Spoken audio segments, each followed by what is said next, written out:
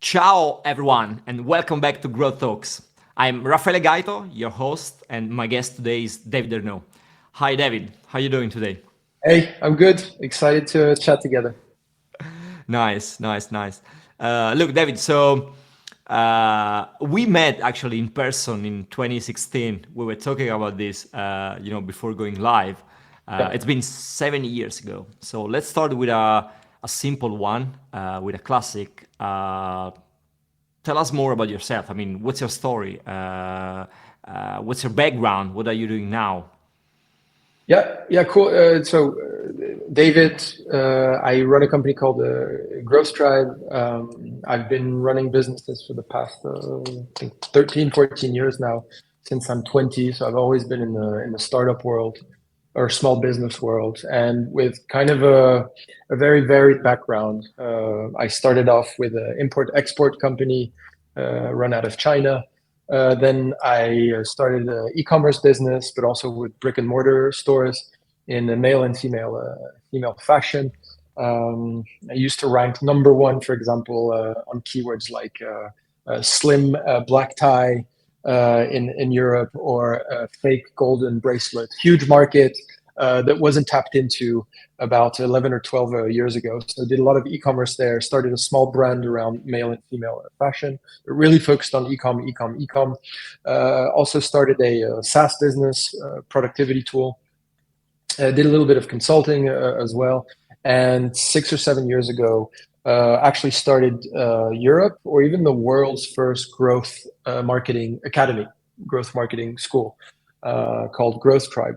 And 6, 7 years later, we've transformed the company in multiple ways. We don't just focus on growth anymore now. What we do now is that we offer on-demand, self-paced courses for the most relevant digital skills that the world needs. So we basically teach digital skills with courses that are fun, enjoyable, fast-paced, and just practical as hell, because we feel like the world of learning was too theoretical and not practical enough. And so we teach digital skills nowadays around digital leadership, marketing, data, analytics, UX, project management, product management through our online courses and community. And today the business it's a nice scale up. We employ about 120 people across 5 or 6 countries, tens of millions in revenue. I don't think we share publicly exactly what the revenue is. And I know when people say tens of millions, it's usually like 10.5, but it's actually it's high. It's higher than that. And we've trained 30,000 people, global workforce, hybrid workforce, mostly concentrated in Europe, actually. So it's a European workforce. We're also a profitable company. So I think that's something that's important. We decided to focus on unit economics rather than just scale early on, and which is rare, by the way, in the ed tech space, but which is really relevant since the markets have changed and since the macroeconomic situation has changed. And first 4 years we were bootstrapped. We bootstrapped it to 6 million in revenue over the first 4 years, and 80 employees. And then we raised in 2020 or 2021. I'm really bad with dates, for growth capital, and then we just kept growing ever since. And my passion is two things: it's growing businesses that have an impact, as corny as it might sound, that have an actual positive impact in society. And that's why I decided to launch an education company with my co-founder Peter van Sabben, because just education is such a fulfilling company or business to run. You have that sort of emotional incentive to do it, as opposed to some other different businesses that you might run, because you really feel that you're having an impact on a society, a societal point of view, but also on a human point of view. For the simple reason that we live in 21st century. We live in a knowledge economy, and the greatest investment a human being can make or a society can make is definitely education and learning. And I remember that quote from someone that was that technological power is economic power, which is geopolitical power. And I think that knowledge power is technological power, is economic power, is also geopolitical power. And what greater investment than knowledge in a knowledge economy? So that's where I am today, running the business as co-CEO of Growth Tribe, working on things like, corporate financial innovation, product strategy, internationalization, unit economics of the business, HR, culture, still growth and marketing, but also sales, and just sort of company strategy as a whole. And then to finish the really, really long intro, I tend to be more of a impatient, let's get things done type of personality, and not so much on the business process management type of things. And if we're going to talk about growth and the personality of people running businesses or of growth, we can also maybe talk about that a little bit, because there's a contradiction between fully fledged experimentation, and also scaling a business, where sometimes you need to fight your demons and rein it in, and sometimes do a little bit of the boring stuff when you actually want to scale. So that's a little bit it for the intro. You said something really interesting at the beginning of the intro. You said that your industry was too maybe too theoretical. No, there was something missing. There was the practical side of it. What do you mean by that? And how did you guys, with your business, with your company, try to change that? Yeah, so I think that it's a really good question. I think that 90% of education is actually pretty terrible. In the fact that it's not the doers that often educate. It's often people who have a lot of theory that tend to educate you. And what we try to do is we set out to build learning journeys that are enjoyable, that are actionable, and that also maintain your attention. Because what we found when we started building up educational programs, even 6-7 years ago, was that we would lose, at least the majority of courses that were out there would lose people's interest really fast. And we live in what we call sort of Instagram reality right now, where you need that dopamine hit every 2 to 3 minutes, or else you get distracted, right? I like to call it MTV editing. And what we tried to do is we tried to set out to build these learning journeys that just maintain your attention. Every 2-3 minutes, we bring your attention back. We bring your attention back, while also having an impact on the learner, a behavioral impact on the learner. Not just that he would finish a course, she or he would finish the course, but also change their behavior at the end of the course. And that's how we build our courses nowadays, around that impact on the learner at the end.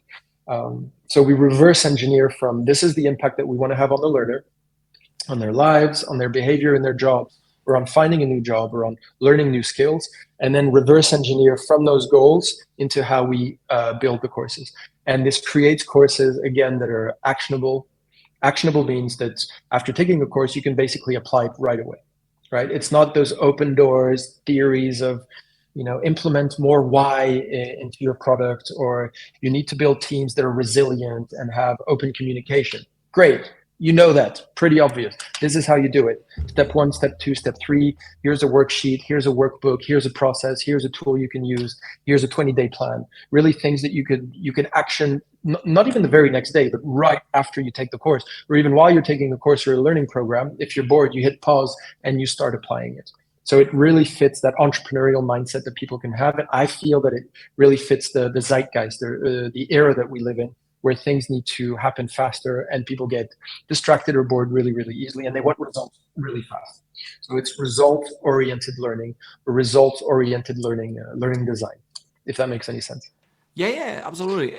I was thinking, do you think that this kind of, let's say, approach or mindset can be used both on, online learning, but also in-person learning? I mean, in a play, in a class, like with 10 Sure. people in a room together. Absolutely, 100%. The great thing with the online learning aspect is that you can learn at your own pace. So we found that one of the reasons why we used to do a lot of in-person teaching, the reason we went to a hybrid model where you have the option to be fully online, fully on demand, is that it was more inclusive. So we had a lot of people, for example, that had kids at home and couldn't make it at specific times, or had very busy lives. And we also found different types of learner profiles. So you have, for example, the crunchers, people who want to crunch everything into a weekend. Then you have the slackers, the ones who want to do it when they don't have anything else to do. I shouldn't call it slackers, but that's sort of the nickname. And then you also have people who are extremely conscientious. They actually want to follow a schedule. And then you have people who are a little bit more free flowing. And when we were teaching in person or with set times, we were neglecting a lot of those personas that that couldn't fit our timing into their schedule, or it didn't fit their personality. So the great thing about on-demand learning or self-paced learning is that you can fit it into any schedule. And having said that, there's still great benefits to learning in person because you get that back and forth. So the way we build our learning journeys nowadays is that they have a mix of both. You can do part of it on demand, self-paced, and then we have these set moments where there can be a workshop with a group, for example, or with a cohort, and also through our online learning platform, you can ask questions and get answers under 28 hours, either from classmates or from experts that are available. So we try to tick all of those different boxes. I was thinking, maybe because of the pandemic, also because of the lockdowns and the whole situation in the last couple of years. Now I feel like the hybrid model that you were describing is like it's going to be like the standard model. I mean, if you were doing online only training, now you try to do a bit of online and a bit of in person. And also companies that were doing only in person teaching, they are trying to add also some part of online learning. How did you see your industry changing during the pandemic and after the pandemic? During pandemic, nobody had a choice. Everything needed to happen online. And then there was a bit of Zoom fatigue after the pandemic, where people wanted to get back together. However, I think that we need to dissociate two of the jobs to be done. Right, Clayton Christensen, the jobs to be done framework. What are people hiring my product to do? And I feel like a lot of classroom training, people were hiring it for two reasons. One is get together, be social, network. Actually, I'd say three reasons. The first one is get together, network, and be social. The second one is force you to sit down in a seat and actually do the work, or else you're going to get distracted and you're not going to do it. And the third one is to actually absorb some of the content, right, and increase your skills, augment your cognitive bandwidth with regards to those skills. You should actually unbundle those almost. And the great thing with the hybrid approach is that if you want to get together, be social, you can do that online or offline in a different context than the context of the one where you're learning. So it doesn't need to be during a lesson. It could be during a master class, for example, or during a webinar, or during a live event where the community gets together. The second one was force you to sit down. There's different ways than to force you to come and sit down physically. So we have a lot of little nudges, behavioral psychology nudges that we use in our courses to sort of motivate you to actually finish the course and finish the content. And then the third one is to actually absorb the content. And all of those things don't need to happen in the same context. So live classroom training, the goal was actually to fit all three of those together. I'm learning, I'm socializing, and I'm also being forced to sit down and actually finish the content. And what we've done, I don't know if it's revolutionary, but that's been extremely powerful and impactful, is to actually unbundle those three and build different features on how we deliver those. And the proof is in the pudding. When you look at some of our scores nowadays on satisfaction of the course, on completion of the scores, of NPS score of the course, but also on the learning impact. I've gotten a promotion, or I'm actually applying my learnings in my day-to-day work across the board. We've actually been able to do better than what we were doing when we were in person, because of course with hybrid you have new tools that you can play around with, and there's new options. So across the board, it's been just a great decision, not just because we were out of the pandemic, but because if anything, the pandemic sort of accelerated that roadmap, but we always had that roadmap of using technology to be more flexible and to be more adapted to the different needs of the learner. So nowadays, if somebody wants to do everything in person, that's possible, although not recommended. And if somebody wants to do a hybrid, they can do it. And if somebody wants to do everything self-service, fully on demand, with no sort of schedule, etc., that's possible as well. And that's the beauty of tech, is that you can offer much more flexible solutions to your customers and to your learners. Since you have a lot of different clients in different industries, different sizes, Do you see what are the most common mistakes that they make? When they wanna provide teaching, learning and content for the employees. Yeah, so the number one mistake is not making time. So European statistic, the average person who is on the job spends 24% of their time through what we call deliberate learning. Deliberate learning is learning where you have a goal, where you have a clear end goal, so a clear objective, where it's challenging, and where it's not on the job learning. So on the job learning is I learn as I go. So the third criteria is it needs to be on something new that you don't know yet, right? That's maybe puts you out of your comfort zone. So deliberate learning, and the average person working in Europe spends 24 minutes a week on deliberate, conscientious learning. Now, 24 minutes, if you do back of the envelope calculation, can you guess what percentage of time that is of your work week? If you're looking at a typical European week, it's less than 1%. So where the average person in Europe today that's currently working spends less than 1% on deliberate, conscientious learning, on deliberate learning. It's challenging, that has a clear goal, and that's just not enough. Like, how do you want to stay relevant if you're only spending 1% of the time? And the biggest blocker is that companies don't make time. Right? It's that they don't make time for deliberate learning of their teams, because we have this cognitive bias, which is the short-term bias, or it's temporal discounting, which is that we actually discount things that are further in the future. That's also why we don't work enough on climate change, for example. It's in 30, 40 years, we'll be fine. And there's temporal discounting. So we're more obsessed with the targets that we have this week or even this month, rather than investing time and effort into our knowledge. Now, the great thing with knowledge is that, similar to sort of finance, where you have financial compound interest rates, which is interest rates that compound over time and exponentially, 2, 4, 8, 16, 32, 64, 128, blah, blah, blah, blah, blah, blah. Learning is exactly the same thing. Learning compounds over time, and it's the greatest investment you can make because it compounds. But you won't see the results right away. You'll see exponential, immense results in 6 months or a year and a year and a half. However, because of this cognitive bias of temporal discounting, we tend to spend less time and effort on it. So my belief is that it's the employer's responsibility to make time available for learning. We shouldn't expect people to learn on their free time, on the weekends or after hours. Of course, you have peak performers within your business. 10, 20, 30% of the business, they're peak performers, they're obsessed, they're always learning, et cetera, et cetera. But what about the other 60, 70% for who this is, just a job, basically, right? And they want their work-life balance, et cetera, et cetera.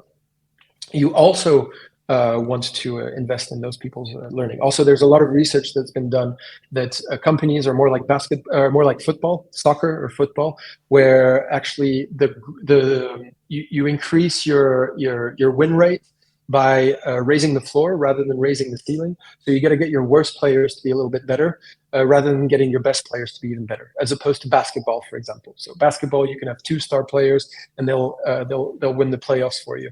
Whereas in companies, it's a little bit more like football or soccer, where actually you need to raise the floor. So it's important to invest in everybody's learning, not just the peak performers. And to do that, it's to make time available. Make time available during work hours for that, for those learning moments. So that's number one. That's like, I'm really keeping things simple here. That's like low hanging fruit. The second thing is, what should they be learning?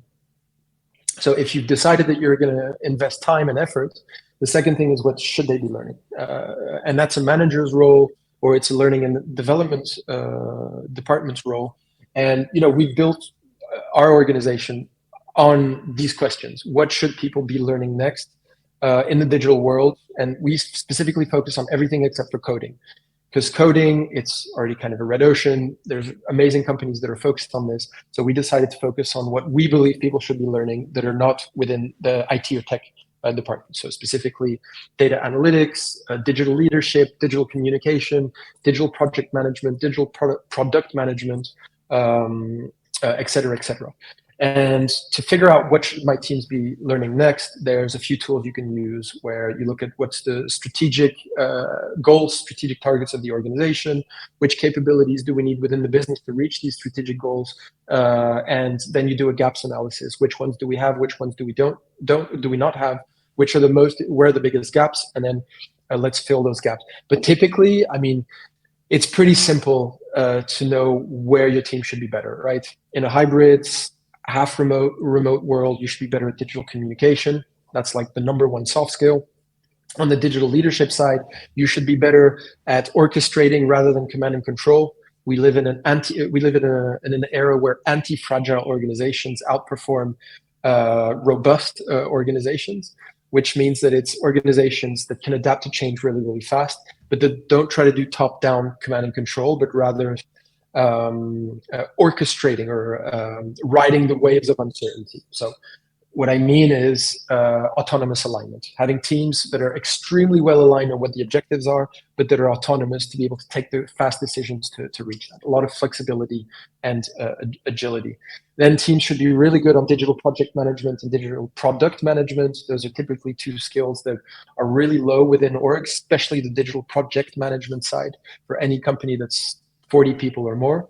And then you have sort of, digital marketing, data analytics, and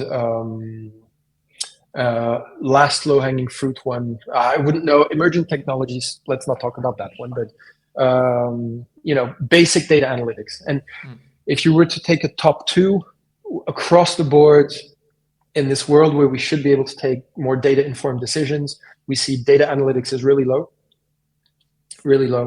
And digital project management / communication tends to be quite low as well inside orgs. So if you don't have time to do a gaps analysis, then focus on those two.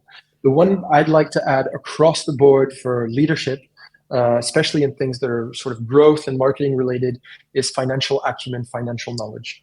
Too many times I see teams, growth teams, marketing teams, product teams that don't understand the bottom line or top line financial impact of what they're requesting from the rest of the business, whether it's in marketing, whether it's in product, whether it's in growth functions.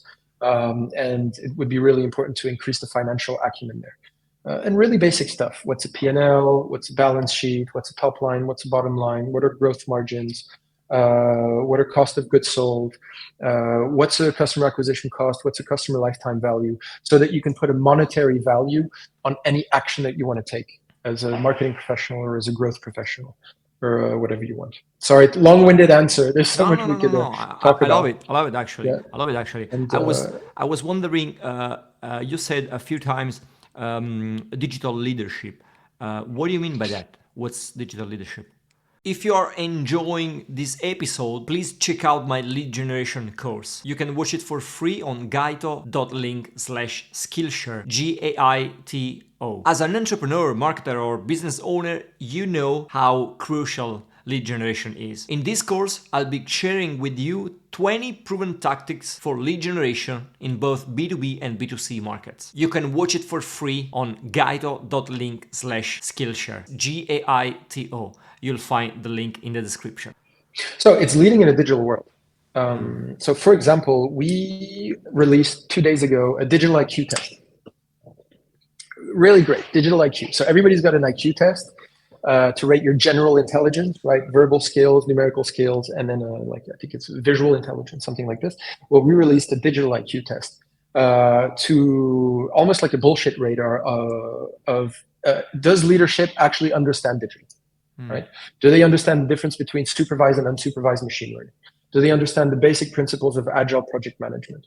Do they understand the basic principles of UX, the basic principles of customer experience? Do they understand the basic principles of service design? All of these things that are extremely important in the digital world.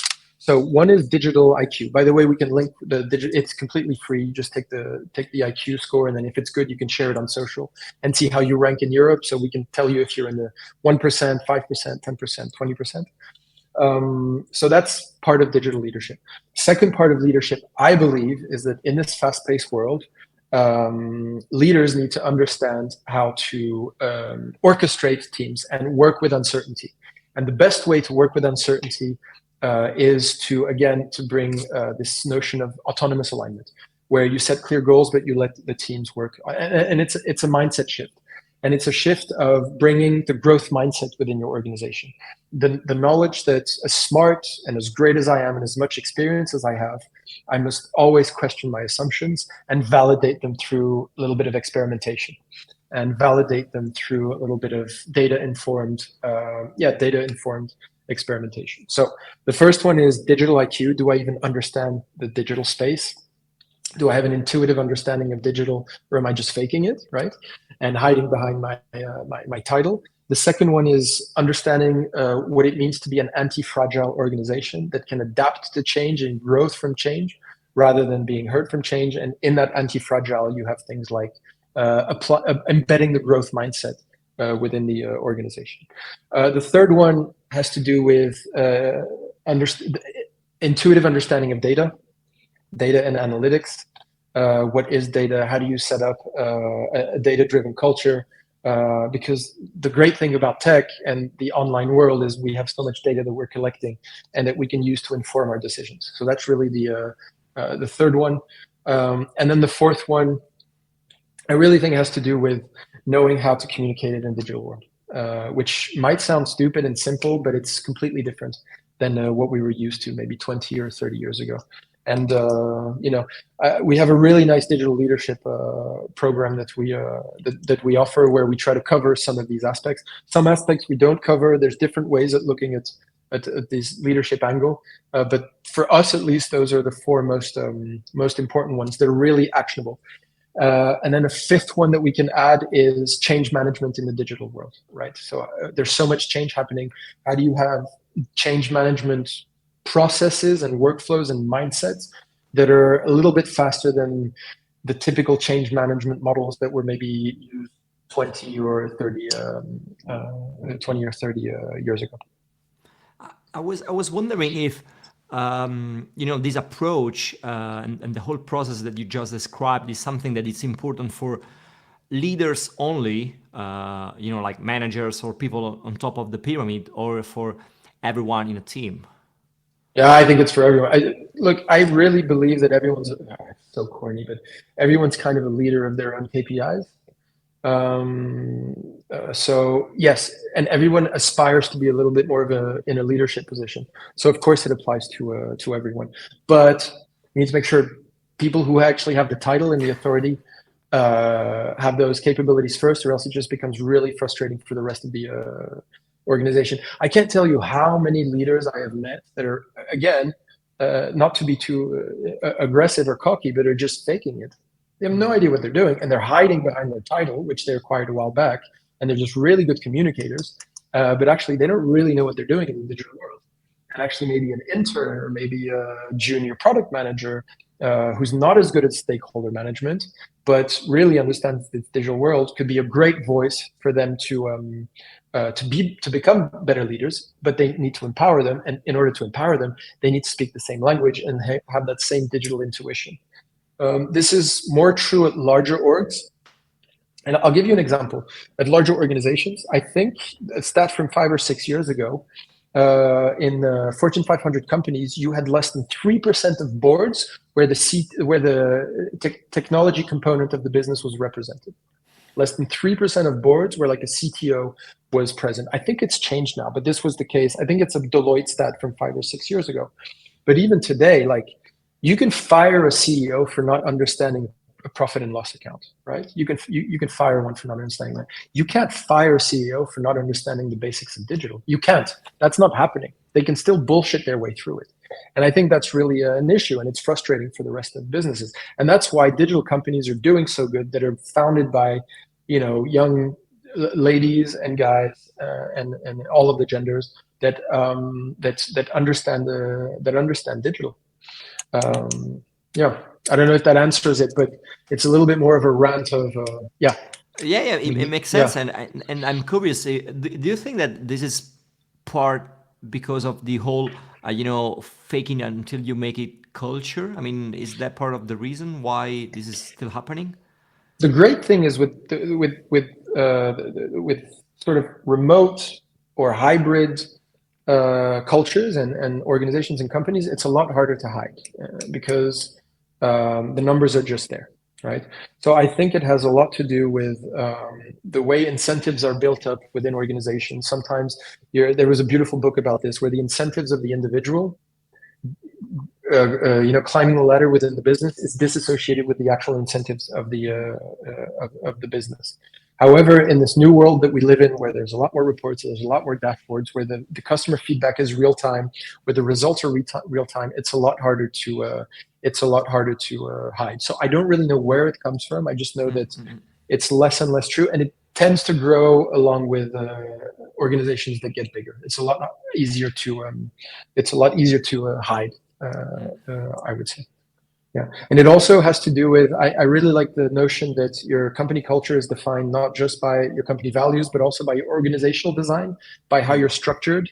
And I think that companies that have a little bit more of a fragmented way of being broken, or a little bit more of a matrix way of being built, also have a much stronger autonomous culture, because they have more of that agility, and they have more of that freedom and that responsibility at the KPI level, at a lower KPI level, if that makes any sense.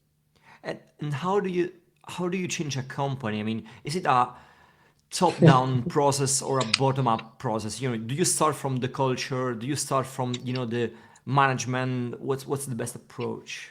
To change what? Sorry. To change a company that doesn't have this kind of mindset that you just described.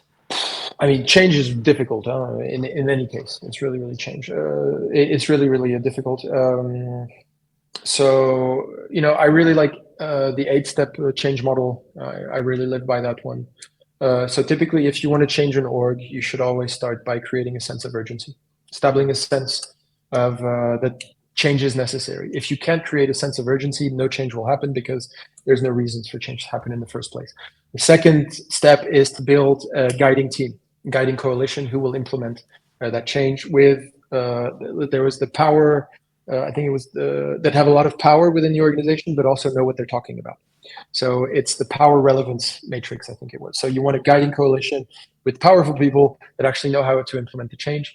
Then you develop a vision. So you create a great story and vision. Then you need to communicate for buy-in. Then you need to empower action, like allowing the change to actually happen.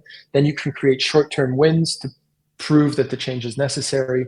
And then you go, and then you implement. Then you establish the change within the company by changing standard operating procedures, business process management, et cetera, et cetera. Then the problem is that companies go through change fatigue at the moment. Everybody wants to change everything. So then leadership needs to prioritize the change and make sure that it's the change that's necessary that actually is being focused on. So that's kind of how I would approach it. Create as much urgency as possible, and also focus. Our number one competitive advantage for any business organization right now is focusing on the right stuff, because your scarcest resource is time and brain power as well, right? So it's also focusing on the things that matter, and that's where the vision of leadership comes in. Having the vision and the insight of how we need to transform the business, but also where we should transform the business, because teams are exhausted by change, right? You're changing your CRM, you're changing your data lake, you're changing the culture, you're changing the workforce, you're changing revenue lines, you're changing things around business process automation, you're changing compliance rules. It's change everywhere, all the time. So it's more of I don't know if there's an answer there, but it is a question of focusing as well, a lot of focus. And with regards, I know we're at growth talks. That's where, that's also where growth teams get lost sometimes, is they get lost in the continual change and the continual experimentation, and they sometimes forget to create standing operating procedures around the wins. So what I see a lot with growth teams, that they're really good at experimenting, but sometimes they're bad at turning those wins into actual processes or products that bring long-term impact inside the business.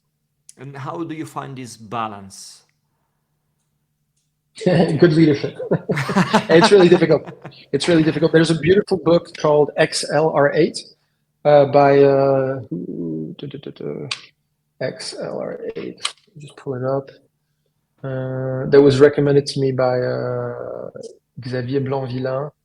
Accelerate book, and that's a really good book about striking by John P. Cotter. Really good book on striking that balance between network and hierarchy within the organization. So for whoever is interested, check some of the keynotes online. It explains how to strike that exactly how to strike that balance, and it's a continuous, perpetual search for that balance. Running a business or running a growth team or running a department, it's perpetual. You're perpetually striving for that balance between the short term and the long term, short term, the medium, and the long term. And you need two brains almost. You need that long term visionary, standard operating procedure type brain of implementing the change, of process optimization, and then experimentation and looking for optimization at the same time. Now, for any business that's 10 people or less, easy. You're on optimization experimentation. But as soon as you start hitting 20, 30, 40, 100, 1,000, 5,000, it's being able to strike that balance. And it's all down to how you manage your culture and your profit and your budgeting and your forecasting as well. Mm-hmm. Where are you putting the resources? And typically what they say, I don't know if it's true, but it's for any business that has sort of a reliable revenue stream, it's 70, 20, 10, I guess. 70% on optimizing existing processes and business lines, et cetera. 20% on a sort of incremental innovation, incremental optimization, and 10% on more long-term new revenue streams, new business model, 2-3 year vision. Maybe that works. I'm not sure. You'll know because every business is different, and all of these rules of thumb don't apply to you usually. Yeah, I was gonna ask that. So, if you're a startup, this is not your problem at the moment. No. Focus exactly. on experiments and be fast. That's it. It depends. Like you also have startups that are 11 people that are doing $1 billion in revenue, right? So it really depends. But I've been through all of the stages. I went through we were 2 people, then 5, and 20. I think it's the rules of 3s and 10. So you got 3, 10, 30, 100, 300. I think there's some steps between that. I think it's more like 3. So you need to reinvent your organization when you go from 3 to 10, 10 to 30. I'm actually going to say 30 to 70, and then 70 to like 120, and then you've got 120 to 250, and then 250 to 500, and then I don't know. Because I haven't been in that position. But every time you want to reinvent your org a little bit. And if you're 3, your business is just an experimentation machine. If you're 10, same thing. You start to build up your culture, your values, refine the product, etc.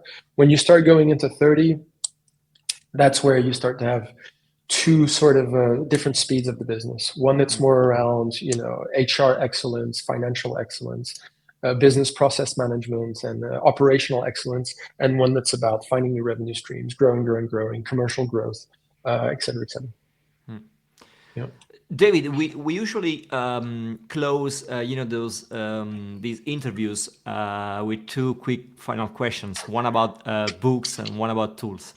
Yeah. So do you have any cool books that you want to share with us? I don't know, something that you are reading right now, or I don't know, something that changed your life, or any book that you think is interesting for my audience.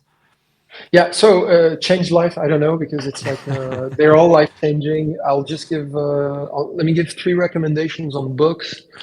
I haven't read it yet, but there's the new book by Tim Urban. He has the Wait But Why book. That's always great. He called it Wait But Why. I'm reading it now. Year 1, we finally figured out how to put a blog onto an e-reader. Haven't read it, but I'm sure it's going to be great. Then the one I always recommend, I think everyone should read Anti-Fragile by Nassim Nicholas Taleb. Absolutely read it, reread it. I read it once a year. It's just absolutely fantastic. And then I like to recommend people read War and Peace by Tolstoy. Because if you read that book, every other book that you will read in the future will just seem like a piece of cake. Very hard book to get through. I don't know how many thousands of pages. It took me 4 years to read it the first time, and then now I'm reading it a second time. but it really, you fight against your desire to put it down. And if you can read that, everything feels simple, so you will actually read more. So super random, I know, but it's that would be I love this. my third third You are recommendation. the first guest, saying something like this. So I love this. Like Yeah. it's like an exercise to to read that I book. also think it's the greatest novel ever written. Huh? So don't get me wrong. I Okay, think it's got everything. It's got war. It's got peace. It's got love. It's got everything. Every single human emotion is in that nice, book. So it's an absolute masterpiece. nice, Yeah, nice, good. yeah, What about tools? Do you have any cool tools that you want to share with us? Something that you are, I don't know, using in your day-to-day job, or anything that is important, something that you use in your company, whatever. yeah. I mean, company, we have a pretty cool stack. So I don't know if I'd recommend anything that we're using in the business. It's all pretty obvious stuff. No, there's some cool ones that I started checking out this year. There's like well, anything to do with generative AI is interesting. So, all of the chat GPT, stable diffusion, all of that stuff is pretty interesting. Productivity, there was something called All New Spark that's pretty interesting that I'm testing at the moment. It's like for smart focused email. There was Obsidian Canvas that was also pretty interesting. That was like a place to visualize and make sense of your ideas. Although you can also just use Miro for that or use a mind map. So AI, of course, you've got ChatGPT. Anybody who's not using ChatGPT as a side brain, it's like a calculator, but not for numbers, but for words and thoughts. Should be playing around with it. Midjourney for images, and yeah, so stable diffusion. Design tools, Framer sites is really cool if you want to get into design and showcasing your ideas. Also know how to use Figma, for example. Uh, I don't know what else I could recommend. Like for SaaS, there was Sessions 2.0 is pretty cool. It was a video conferencing tool. It made it to like the Product Hunt's best tools of 2022, I think. And then no, I think that's it. I don't know if Yeah, I'm forgetting that's a anything lot. yeah, if there's anything that was fantastic. Let me check if there's anything that's been shared recently. I know that June 2.0 was pretty cool also for like visualization. And one thing I would say for anyone who is sort of listening in, sometimes we forget to get the basics right and to know how to use our current tools right. So please, please, please learn to use your CRM correctly, whether it's Salesforce or Pipedrive or HubSpot. Become the best in your organization at the CRM. There's usually CRM, and then become the best at any data visualization tool or data reporting tool that you're using in your business. So maybe forget a little bit about all of the new shiny stuff. Get really, really good at the tools that your team is currently using. And usually, a shiny new tool looks great, but you probably have shiny new object syndrome and you're not using your current tools good enough. It's my CTO Ua who's taught me this, because I had shiny new tool syndrome as well. And actually, sometimes as organizations or teams, we need to get better at using the current tools that we have. So maybe you don't need Power BI. Maybe, I don't know if that's a good example because we implemented Power BI, but maybe your HubSpot reporting and visualization is good enough that you don't need Power BI. And then maybe you don't need the shiny new productivity tool. Maybe Asana is great, or Notion is good enough. Because yeah, that's it. It's a little tip. Get good at your current tool. Yeah, I love it. This is one of the best tip I've heard on this podcast. Thank you for that. David, where can Sure. they find you, read you, follow you? Yeah, so add me on LinkedIn, David Arnoux. I post a lot on LinkedIn, and then just join the Growth Tribe newsletter. That's where I share all of new cool. The whole team shares new tools, tips, processes, etc. www.growthtribe.io. We also have some amazing new courses coming out, and so go check those out, specifically on digital communication, because we saw a big, big, big pain on that one, and on digital product and project management. Project management's a funny one because nobody thinks they need it, but then once you actually learn to do it, you become so much more powerful within the organization.